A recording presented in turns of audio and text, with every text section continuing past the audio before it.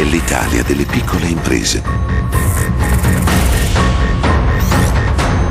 Non spegnete questa luce.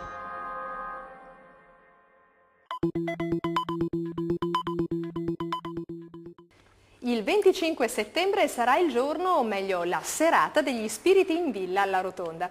Nelle barchesse della più celebre villa palladiana i ristoratori di Confartigianato proporranno una cena evento che ancora una volta vedrà il connubio tra le tipicità enogastronomiche locali reinterpretate dagli chef vicentini e uno dei gioielli architettonici di Andrea Palladio. Per avere qualche anticipazione abbiamo con noi il presidente nazionale, oltre che provinciale e regionale, dei ristoratori di Confartigianato, Cristian Malinverni.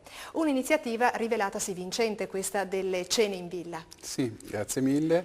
È già da un po' di anni che proponiamo questo genere di cene, che è un connubio tra l'arte dell'enogastronomia locale e appunto le ville venete. Siamo partiti col 2007 con le cene palladiane, fino a poi arrivare ad alcune cene organizzate sempre tra ristoratori di Confartigianato e alcune categorie, quali i pasticceri, quali i panettieri.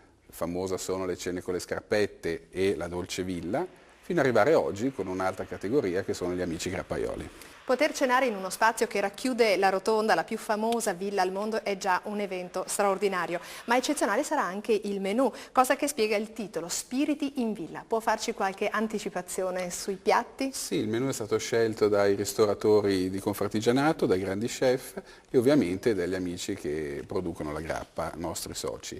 Sarà un menù appunto su una base di grappa, partendo dagli aperitivi dei finger food consumati in giardino, fino ad arrivare a un risotto sempre a base di grappa, non vi svelo ovviamente la ricetta, passando per un secondo, che sarà una coscia di maiale sempre elaborata con questo fantastico prodotto, e ovviamente il dolce. Si cenerà però anche a base di vino, non preoccupatevi. Va detto che la scelta della data, ricordo il 25 settembre, non è casuale, in quanto a ridosso della tradizionale manifestazione Distillerie Aperte organizzate dai nostri distillatori assieme a Made in Vicenza, che si terrà nelle domeniche del 27 settembre e del 5 ottobre. Un'occasione, lo ricordiamo, per conoscere dal vivo il processo di distillazione e per assaggiare gli spiriti. Ma arrivati a questo evento possiamo dire che si conclude questa esperienza? Assolutamente no, anzi vi invito a seguirci perché l'anno prossimo abbiamo delle fantastiche idee a proposito. Grazie. Grazie a te.